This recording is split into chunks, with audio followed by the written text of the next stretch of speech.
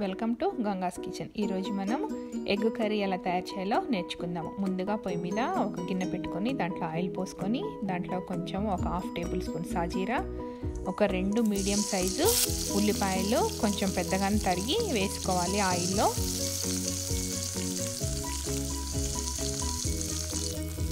ఇప్పుడు ఇవి మగ్గిపోయినాయి కదా, కొంచెం పసుపు, కొంచెం ధనియా powder,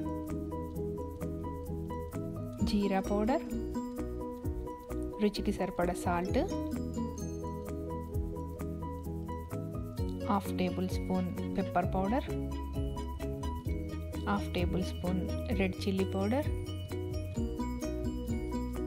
1/2 tablespoon garam masala, 1 tablespoon ginger garlic paste. ఇవన్నీ కలిసేటట్టు చక్కగా కలుపుకొని ఇప్పుడు మనం ఎగ్గులు కూడా దీంట్లో కొట్టి వేద్దాము. ఎగ్గులు కొట్టేసేటప్పుడు కొంచెం ఆనియన్ పక్కకని వేస్తే ఎగ్గులు చాలా తొందరగా ఉడికిపోతాయి.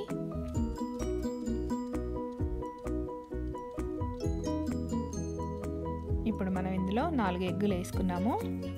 ఈ ఎగ్గులు ఎల్లో మీద కొంచెం ట్యాప్ చేస్తే మనకి ఈ మసాలా అంతా ఎగ్లోకి వెళ్తుంది. దాన్ని ఒక 5 మినిట్స్ అలానే వదిలిపెడదాము. చూడండి, చక్కగా ఉడికిపోయింది. ఇప్పుడు మనం తిప్పుకుందాము. ఎగ్గు అలాగే ఉడికిపోయింది.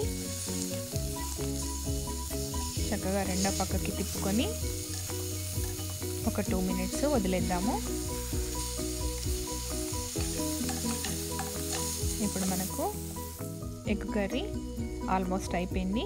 కొంచెం కొత్తిమీర వేసుకుందాము. అంతా కలిసినట్టు కలుపుకుందాము. Easy and tasty egg curry ready.